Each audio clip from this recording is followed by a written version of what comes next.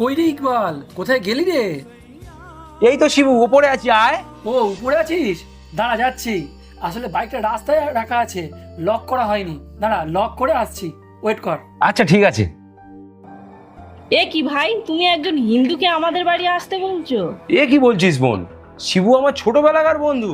তা হোক, এইসব মূর্তি পূজা করা, গীতা পাঠ করা হিন্দুদের সঙ্গে একদম মেলামেশা করা ঠিক না। কি উল্টো পাল্টা কথা বলছিস তুই? মূর্তি পুজো তো ওদের ধর্মে আছে, ওটা তো ওরা করবেই। আর বন্ধুত্বের মধ্যে ধর্মকে টেনে নিয়ে আসা একদম ঠিক নয়, কারণ বন্ধুত্বকে কোনো ধর্মীয় সংকীর্ণতায় বাঁধা যায় না রে। বন্ধুত্ব তোমার চোখ অন্ধ করে দিয়েছে ভাই। এসব বিধর্মীদের সাথে বন্ধুত্ব করা কতটা ক্ষতিকর তুমি খুব তাড়াতাড়ি বুঝবে। সুযোগ পেলে ওরা আমাদের ক্ষতি করতে এক পাও পেছাবে না।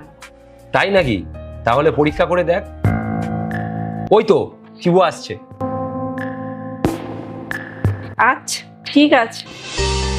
আরে ভাই, সিনেমা হলে তো সিনেমা এসছে, অনলাইনে দুটো টিকিট কাটা হয়ে গেছে, তুই তাড়াতাড়ি রেডি হয়ে নে। হ্যাঁ ভাই, আমি রেডি হয়ে আসছি, তুই তৎক্ষণ আমার বোনের সাথে গল্প কর।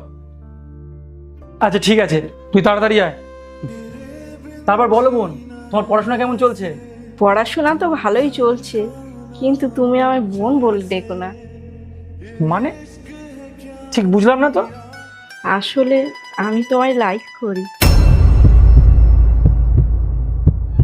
তুমি একদম টেনশন করো না, আর দাদার কথাও ভেবো না।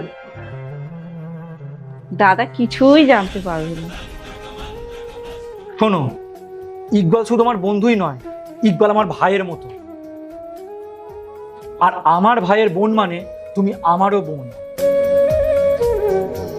আর নিজের বোনের সম্পর্কে এত নোংরা কথা মনে স্থান দেওয়ার আগে আমি চাইবো ভগবান আমায় মৃত্যু দিক।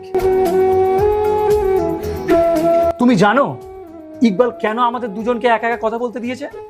কারণ ইকবালের আমাদের উপর ভরসা আছে, আর তুমি চাও আমি আমার বন্ধু সেই ভরসা ভেঙে দেবো? সেই বোন, ছি, ইকবালের বোন হয়ে তুমি এত নোংরা একটা প্রস্তাব আমাকে দিতে পারলে? আমায় মাফ করো দাদা, আমি আসলে তোমায় পরীক্ষা করে দেখতে চেয়েছিলাম। আমার ধারণা ছিল তুমি খারাপ উদ্দেশ্য নিয়ে আমার দাদার সঙ্গে মেশো। আমাকে মাফ করে দাও দাদা, আমি নিজেই নিজের কাছে ছোট হয়ে গেছি। আরে থাক, ক্ষমা চাইতে হবে না। ছোট বোনেরা তো ভুল করেই থাকে, তাই বলে কি দাদারা রাগ করতে পারে?